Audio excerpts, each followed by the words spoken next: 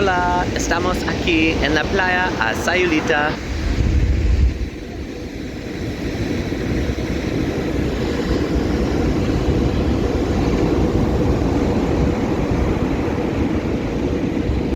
Hi, my name's Steven. I'm a musician and a teacher, and I am in my backyard of this rental place I got from booking.com in Sayulita, Mexico. I traveled here in the cold snap of January when everything is not so much fun in Edmonton, Canada. And I'm here with the gal I'm dating at the moment.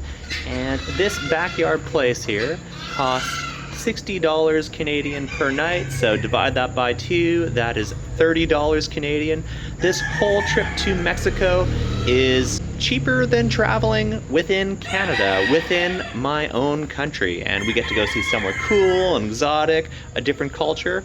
And today I want to talk about learning Spanish with Duolingo. So we've come here and I've been spending a bunch of time learning Spanish on Duolingo, and within 6 weeks I learned enough Spanish to be able to function basically in every necessary capacity here. I have a broken level of Spanish, whatever. I'm not perfect grammar. With Duolingo, it's possible to get to a level of functionality in a language theoretically in 6 weeks, and I just proved it. Here I am walking through the jungle on my way up to Monkey Mountain, which is not too far from the town I'm staying in, Sayulita.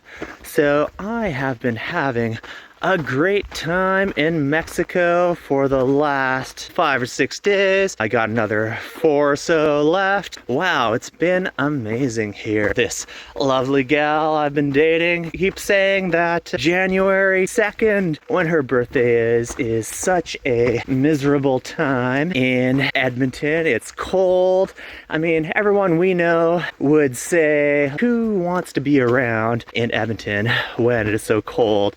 Everyone complains about being in Edmonton when it's so cold. And then, hey, why not take a trip to Mexico? It's a direct flight. It is pretty awesome. It's warm, it's nice. Sayulita is amazing. I think one part of this I found incredibly remarkable, I've probably fixated on it a bit, is shortly before coming here, so 7 weeks before coming here, my lady friend suggested, hey, why not try Duolingo? You like learning languages. I've kind of heard of Duolingo, and I met at that time a few people who made mild progress with Duolingo, seemed to find it kind of fun to play at a language on Duolingo, but I hadn't really taken Duolingo very seriously, and it wasn't something I thought, if you're really serious with a language, you probably wouldn't do it, right? Well, I started dabbling. Yeah, I've learned a few other languages too. I grew up with French immersion, so French for me in school became almost like a first language alongside English. I picked up some Italian in university. I thought I have to take 6 credits of another language, my first music degree. Then I switched it to a BA, made it a music major. Just kept taking Italian courses because I was having fun and I love learning languages. And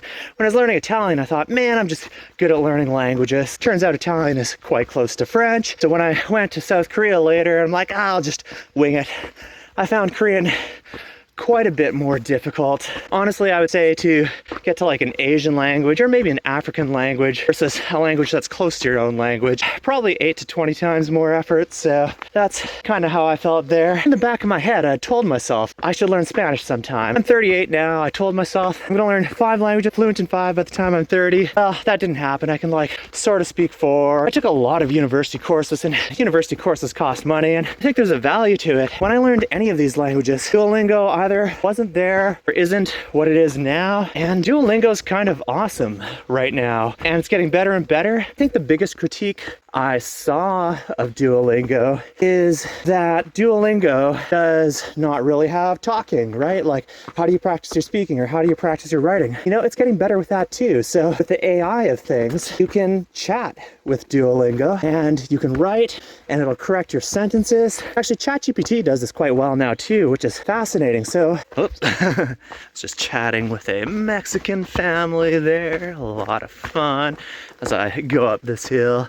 Took a little break. That's the father's second time up this mountain, Monkey Mountain. Their first time bringing this family. They're from Puerto Vallarta. Man, Duolingo is awesome. Yeah, the AI chatting with ChatGPT too. Like, holy crap. So I can have fluent conversations in French or Italian with ChatGPT right now. And it speaks kind of quickly, but like, if you want a chat buddy, it is amazing. You can talk about any topic in the world because it knows about every topic in the world. Right now, that works quite well for me with my level in French or Italian because I'm fairly strong. Yeah, man, with Spanish, ChatGPT speaks a little too quick. So I am not able to respond fast enough before it interrupts. It's hard to get ChatGPT to slow down or speak more articulately, which is really helpful in a language you're newer at. So if I am speaking in English to someone who is new or newer to English, I might speak like this, a little bit slower with space in my words, more articulately.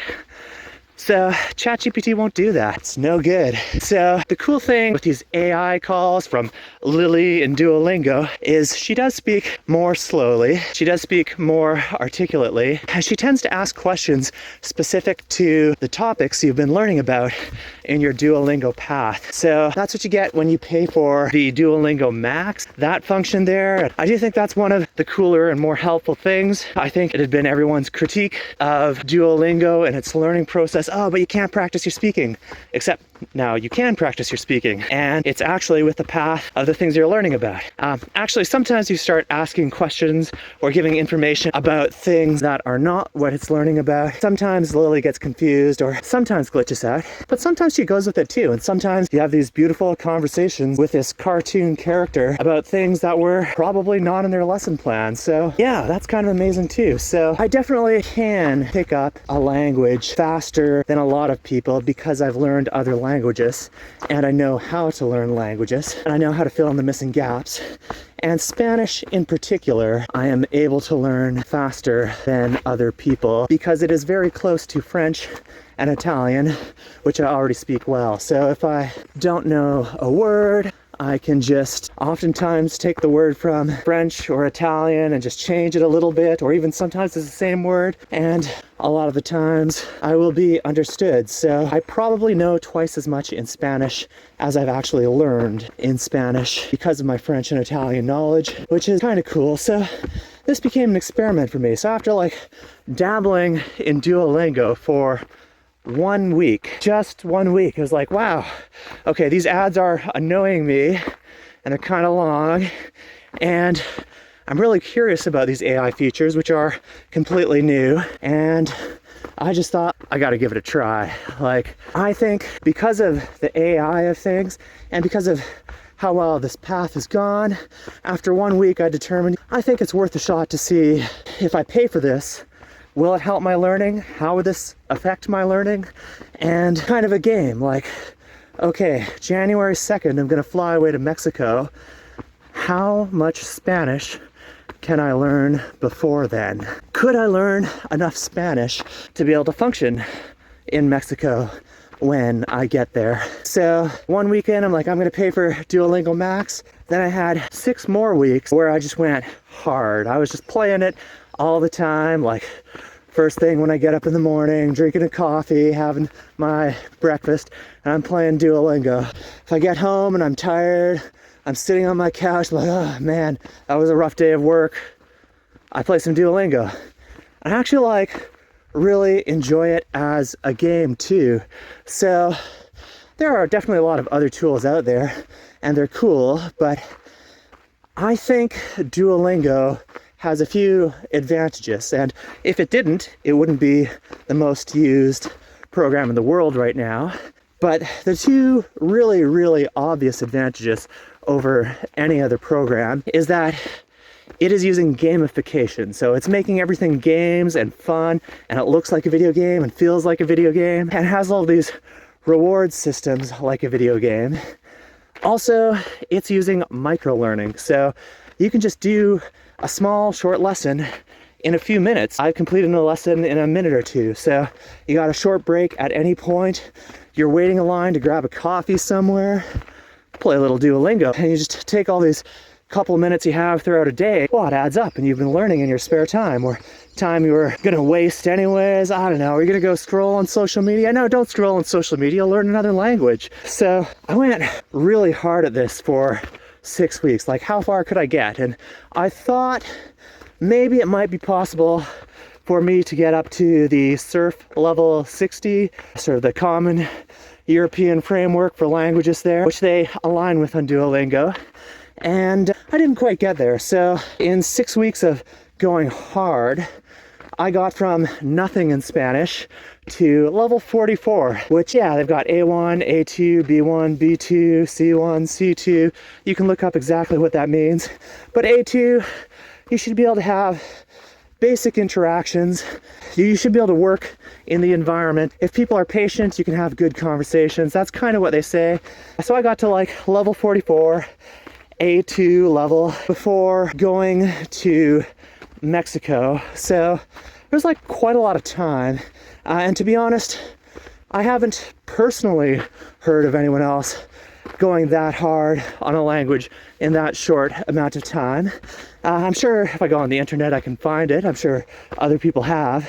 But yeah, it's just a game for me. Like, how far could I go? How hard could I go? I found it really rewarding. My first little bit off the plane here, it's like, hey, we're gonna take the bus from Puerto Vallarta to Sayulita. Where's the bus? Where do I catch the bus? When's the next bus? Do I go here to catch the bus? Yeah, all of those questions I'm able to ask and figure out in, probably a little bit of broken Spanish, but I'm immediately functional and I'm immediately understood, and people are immediately offering their help. A day or two later, I'm at this kind of Airbnb-ish place where 4 rooms are being rented out, and the owner is there. I'm chatting with her. There's another couple visiting from another part of Mexico, and I can sit down between the couple and the owner across a 20-minute conversation, and I understand most of it. Not all of it, but like, it's my 3rd day speaking the language and I understand most of it. My 1st day speaking the language, I can be understood and understand people. Yeah, and then I can add in my own little bits, and probably my grammar's not perfect and there's some mistakes and whatever, but I'm understandable. I can be understood. I've just never heard of anyone getting to that point in a language in 6 weeks. Yeah, so that is possible with Duolingo. I'm really amazed at it. And I would say probably the number one limitation for anyone with languages, and anyone with anything, what they're learning, skills they're trying to get, is just putting in hours and finding the motivation to do what's necessary. And definitely Duolingo has a better answer to how do you motivate people to learn than just about anything out there for languages, I think. And it's something else I did do. So I've met people who've learned English around the world, and something they've said so many times too is that English learning for them, they've just watched TV shows. Just watch a TV show and you pick up English that way. So that's something I also did. In my time when I needed exercise, I would go on my elliptical at home, and when I'm exercising, I turn on a couple Spanish shows with subtitles. There's one called Extra, which is pretty funny. The other show is called Buena Gente. Yeah, it's kind of this internet series by an organization, I don't know, they call themselves Spanish Playground. That was kind of cool. Yeah, so I enjoyed watching both of those. There's actually, when I went on YouTube and typed in Spanish with English subtitles for learning, I also found this kind of YouTuber influencer type person. She calls herself Super Holly, but she grew up, her and her family actually, both between the US and Mexico, moving at different times. So she talks about aspects of growing up in 2 different cultures, and that's cool. Often there's subtitles, often there's teaching moments with the language and culture. Yeah, quite enjoyed her stuff. So just doing a bit of Duolingo, supplementing with a bit of Spanish TV, and then 6 weeks in, get to Mexico and just start talking, and there's the real practice. So yeah, I just keep turning off my phone whenever I run into some other people climbing up this mountain. I don't need to throw them in this here, I don't think. Yeah, here I am at the top of this little mountain. It's been a nice little hike. I'll probably jog down once I get past the crazy rocks. Let's have a look out. There we go. Some trees that way, some little decorations. What's it look like over here? I wonder, it's probably like Sayulita way over there, I'm guessing. about a 20-minute Uber ride. Uber works here too, apparently.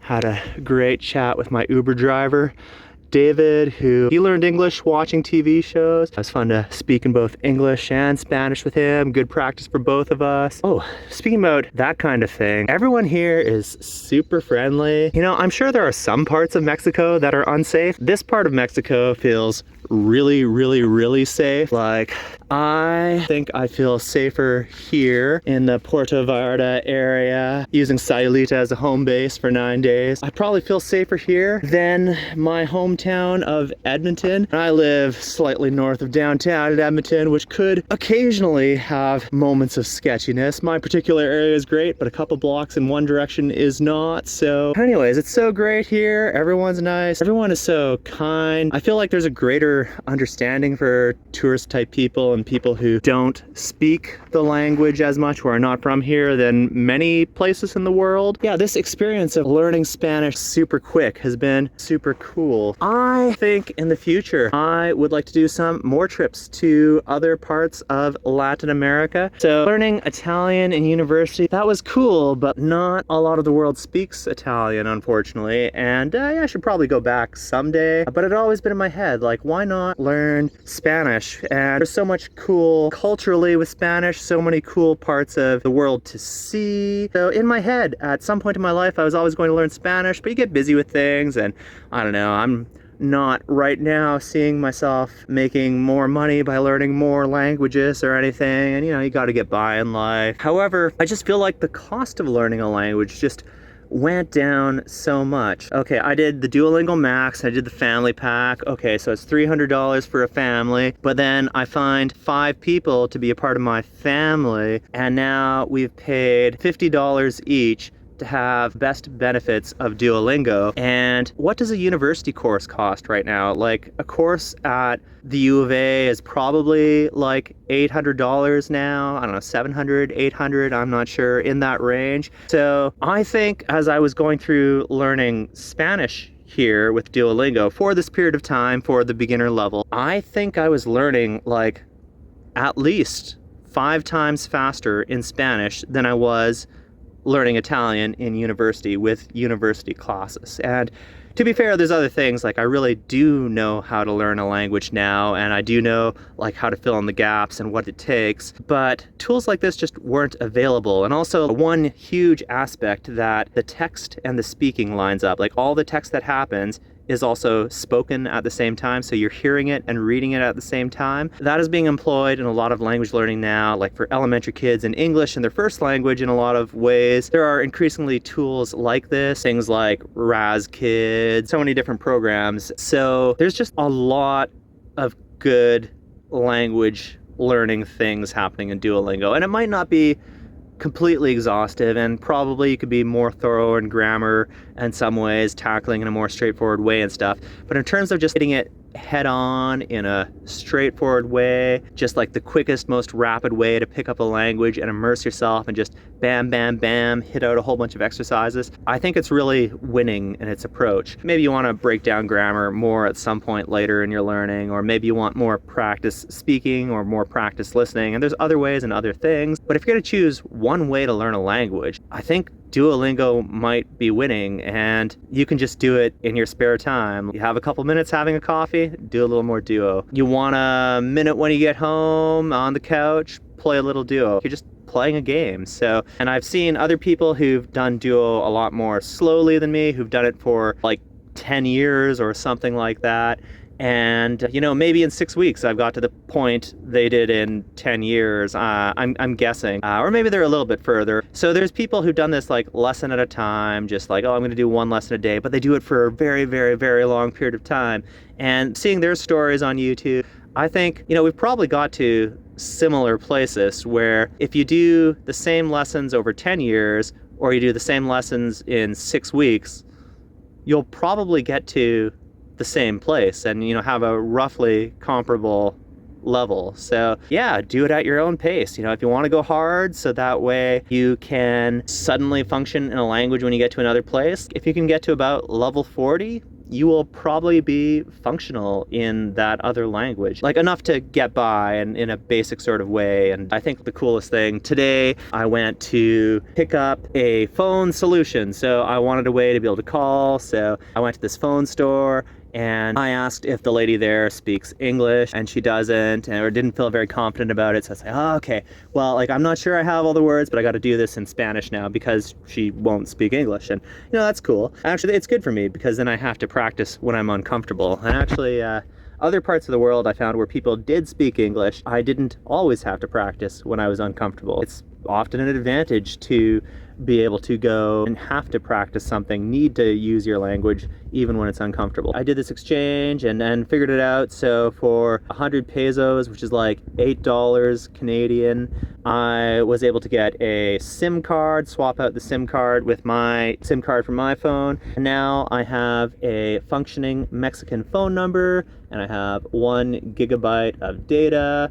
So that allowed me to take the Uber to this mountain here right now. I was able to call the Uber, and now if I want to go do some hikes like this or some other ones, well, I'll feel like, hey, I could use my GPS and not feel lost, or how do I get back, or what am I doing, and like, okay, I took this 20-minute drive away, a lot harder to get here by bus or whatever, but hey, now I can just call the Uber back. So it gives me a lot more confidence to function here. It's really surprising to me that I could have this conversation about phone needs and SIM cards and cell service and stuff in Spanish in this other country a couple days in. So some of what you can do, just get until level 40 on Duo. So I highly recommend that, especially since I do play marimba and I think Latin music is cool. Like, I think I would like to go visit some other places where there's marimba music, like Veracruz here in Mexico, or Guatemala, Honduras, Nicaragua, Costa Rica. It'd be cool to see some of those places, experience the marimba music there. Yeah, just actually experience Latin music in a lot of Latin America generally, not specifically just marimba music. There's so many cool cultural things happening here, and language is culture, and language is a gateway to culture. Yeah, Duolingo is just like such an amazing tool in our times, and I'm sure so many more things are going to come out, but the ability to just